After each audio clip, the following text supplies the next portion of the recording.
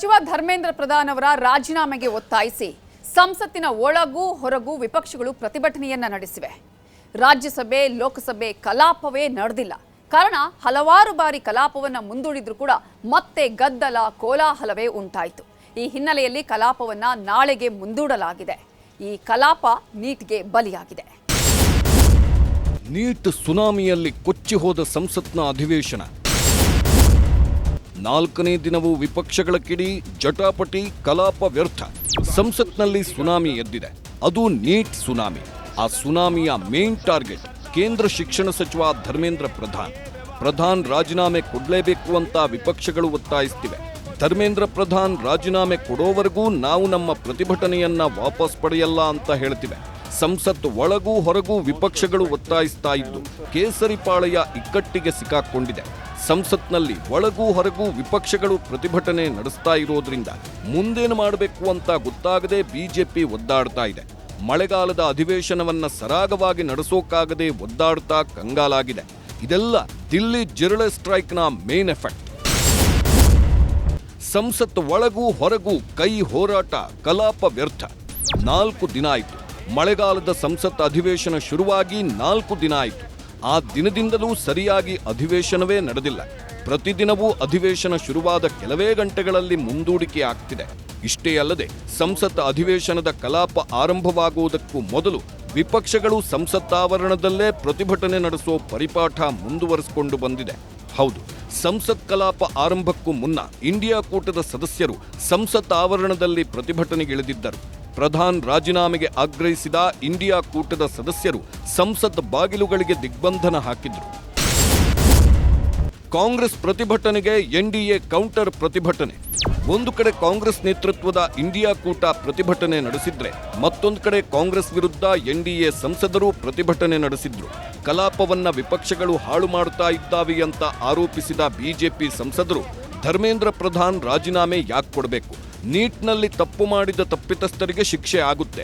ಅದು ಬಿಟ್ಟು ಬೇರೆ ವ್ಯಕ್ತಿಗಳು ರಾಜೀನಾಮೆ ಯಾಕೆ ಕೊಡಬೇಕು ಅಂತ ವಿಪಕ್ಷಗಳಿಗೆ ಪ್ರಶ್ನೆ ಮಾಡಿದ್ರು. ಇದೆಲ್ಲ ಸದನದ ಹೊರಗೆ ನಡೆದ್ರೆ ಸದನದೊಳಗೆ ನೀಟ್ ಸುನಾಮಿಯೇ ಸೃಷ್ಟಿಯಾಗಿತ್ತು. ನೀಟ್ ಅಕ್ರಮದ ಚರ್ಚೆಗೆ ಅವಕಾಶ ಕೊಡಬೇಕು ಅಂತ ವಿಪಕ್ಷಗಳು ಒತ್ತಾಯಿಸಿದ್ವು. ಇದು ಸಂಸತ್ನಲ್ಲಿ ಭಾರೀ ಜಟಾಪಟಿಗೆ ಕಾರಣವಾಯಿತು. ರಾಜ್ಯಸಭೆ ಲೋಕಸಭೆ ಎರಡೂ ಕಡೆಯೂ ಕೇಂದ್ರ ಸಚಿವ ಧರ್ಮೇಂದ್ರ ಪ್ರಧಾನ್ ರಾಜೀನಾಮೆಗೆ ವಿಪಕ್ಷಗಳು ಪಟ್ಟು ಹಿಡಿದ್ವು. ಈ ವೇಳೆ ದೊಡ್ಡ ಕೋಲಾಹಲವೇ ನಡೆಯಿತು. ವಿದ್ಯಾರ್ಥಿಗಳ ಭವಿಷ್ಯ ನಮಗೆ ಮುಖ್ಯ, ಇದರಲ್ಲಿ ರಾಜಕೀಯ ಮಾಡಬೇಡಿ, ಚರ್ಚೆಗೆ ಕಂಡೀಷನ್ ಹಾಕಬೇಡಿ ಅಂತ ಬಿಜೆಪಿಗರು ತಿರುಗೇಟು ಕೊಟ್ಟರು. एनडीए पार्टी की ओर से भी फिर से मांग किया है कि ये नीट पे चर्चा होना चाहिए. मुझे लगा कल खड़गे जी और बाकी ऑपोजिशन के कुछ नेताओं से मिल करके हमारा उम्मीद थोड़ा सा कायम हुआ था कि चर्चा हो सकता है क्या आज. तो कांग्रेस पार्टी ने कंडीशन लगाया. हमने ये अनुरोध किया कि चर्चा किस प्रकार से कितना लंबा चलेगा ये हम आपस में मिलकर तय करें, लेकिन कंडीशन मत लगाइए.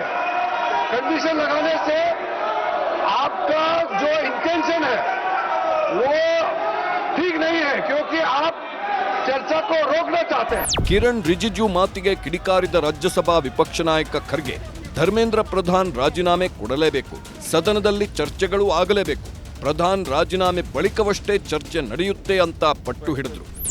जो आज प्राइम मिनिस्टर का बयान हुआ है ये इन्वेस्टिगेटिव बयान है ये, और दूसरा जो है एजुकेशन मिनिस्टर का इस्तीफा होना चाहिए.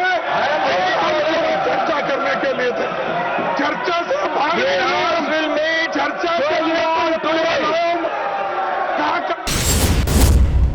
ಯಾರನ್ನೂ ಸುಮ್ಮನೆ ಬಿಡಲ್ಲ ಎಂದ ಪ್ರಧಾನಿ ಮೋದಿ. ಸಂಸತ್ನಲ್ಲಿ ನೀಟ್ ಚರ್ಚೆ ಆಗಬೇಕು ಅನ್ನೋ ಒತ್ತಾಯದ ಬೆನ್ನಲ್ಲೇ ಪ್ರಧಾನಿ ಮೋದಿ ಸೋಷಿಯಲ್ ಮೀಡಿಯಾದಲ್ಲಿ ಪೋಸ್ಟ್ ಒಂದನ್ನ ಹಾಕಿದ್ದರು. ನಮ್ಮ ಯುವಕರ ಕಲ್ಯಾಣ ಮತ್ತು ಭವಿಷ್ಯಕ್ಕಿಂತ ನಮಗೆ ಬೇರೆ ಯಾವುದೂ ಮುಖ್ಯವಲ್ಲ.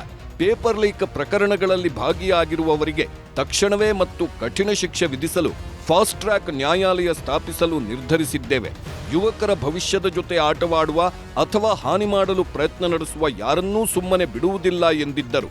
ಮೋದಿ ಪೋಸ್ಟ್ಗೆ ಕೌಂಟರ್ ಪೋಸ್ಟ್ ಹಾಕಿದ ರಾಹುಲ್ ಗಾಂಧಿ, ವಿದ್ಯಾರ್ಥಿಗಳ ಭವಿಷ್ಯ ಹಾನಿ ಮಾಡಿದವರೂ ನೀವೇ, ಪ್ರಶ್ನೆ ಪತ್ರಿಕೆ ಸೋರಿಕೆ ಮಾಡಿದ್ದವರ ರಕ್ಷಿಸಿದ್ದೀರಿ, ಪ್ರಧಾನರನ್ನ ಸಚಿವ ಸ್ಥಾನದಿಂದ ವಜಾ ಮಾಡಿ, ಹಲ್ಲೆ ನಡೆಸಿದವರ ವಿರುದ್ಧ ಕ್ರಮ ಕೈಗೊಳ್ಳಿ, ವಿದ್ಯಾರ್ಥಿಗಳ ಕ್ಷಮೆ ಕೇಳಿ ಅಂತ ಒತ್ತಾಯಿಸಿದ್ದರು.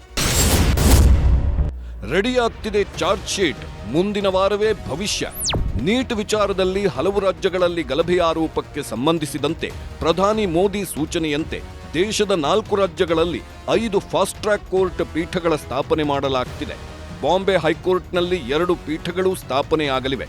ಭೋಪಾಲ್, ಕೋಲ್ಕತ್ತಾ, ದೆಹಲಿ ಹೈಕೋರ್ಟ್ಗಳಲ್ಲಿ ಒಂದೊಂದು ಪೀಠ ರಚನೆಯಾಗಲಿದೆ. ಮುಂದಿನ ವಾರವೇ ಕೋರ್ಟ್ಗೆ ಸಿಬಿಐ ಚಾರ್ಜ್ ಶೀಟ್ ಸಲ್ಲಿಸುವ ಸಾಧ್ಯತೆಗಳಿದ್ದು, ಗಲಭೆಗೆ ಏನು ಕಾರಣ ಅನ್ನೋದು ಗೊತ್ತಾಗಲಿದೆ. ಮತ್ತೊಂದು ಕಡೆ ಸರ್ಕಾರದ ಈ ಎಲ್ಲ ನಿರ್ಧಾರಗಳ ಬೆನ್ನಲ್ಲೇ ಕಾಂಗ್ರೆಸ್ ನಾಯಕರು ದಿಢೀರ್ ಸಭೆ ನಡೆಸಿದ್ದಾರೆ. ಮುಂದಿನ ಹೋರಾಟದ ರೂಪುರೇಷೆ ಹೆಣೆದಿದ್ದಾರೆ. ಇನ್ನೊಂದು ಕಡೆ ಸಿಜೆಪಿ ಕೂಡ ರಾಷ್ಟ್ರಾದ್ಯಂತ ಹೋರಾಟಕ್ಕೆ ಕರೆ ನೀಡಿದ್ದು, ಆ ಹೋರಾಟ ಹೇಗಿರಲಿದೆ ಕಾದು ನೋಡಬೇಕಿದೆ.